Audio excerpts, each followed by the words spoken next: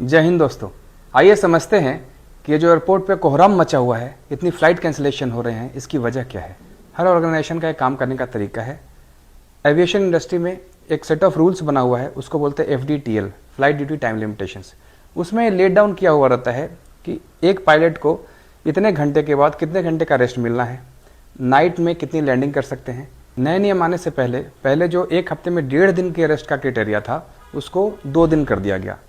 Night landing पर restriction डाल दी गई कि मैक्सिमम एक पायलट 2 ही नाइट लैंडिंग कर सकता है, और अगर 2 दिन नाइट लैंडिंग आपने कर लिया तो तीसरा दिन आपको ऑफ मिलेगा, ऐसा प्रोविजन डाला। ये नए नियम की अधिसूचना नोटिफिकेशन 1.5 साल पहले जारी कर दी गई।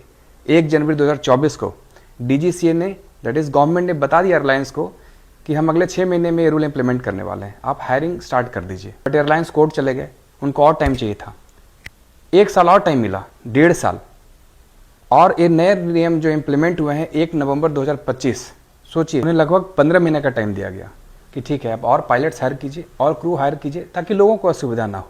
DGCA की इस रूल को कोर्ट ने ऑफिशियली क्लियर कर दिया एंड नोटिफिकेशन जारी कर देगा कि 1 नवंबर 2025 से नए रूल्स इंप्लीमेंट हो जाएंगे। अब इंडिया की प्रमुख एयरलाइंस हैं इंडिगो और एयर इंडिया।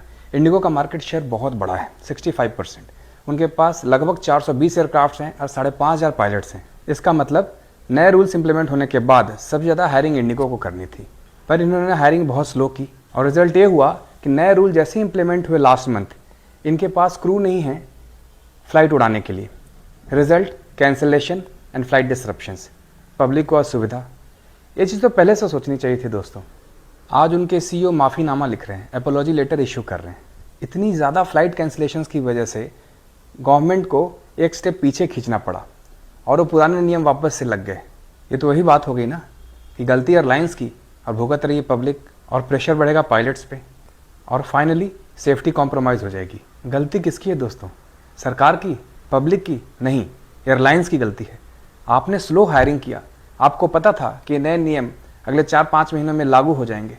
आपने 1.5 साल तक वेट किया, और अब जब चीज़ें बिगड़ गई हैं, पब्लिक रो रही है, तो आप गवर्नमेंट का आर्म ट्विस्ट कर रहे हैं कि पुराने नियम लागू कीजिए। 1.5 साल के टाइम में भी आप हायरिंग नहीं कर पाए। गलती आपकी है, ब्लेम आप ही को लेना होगा। और ये नए नियम लागू करना क्या इतना मुश्किल था? क्या पायलट्स को रेस्ट लेने का अधिकार नहीं है? समय रहते जागिए, नियमों की अनदेखी मत कीजिए। उम्मीद यही है कि अगले 4 या 5 दिनों में चीज़ें सुधर जाएं और लोगों को असुविधा ना हो। जय हिंद दोस्तों।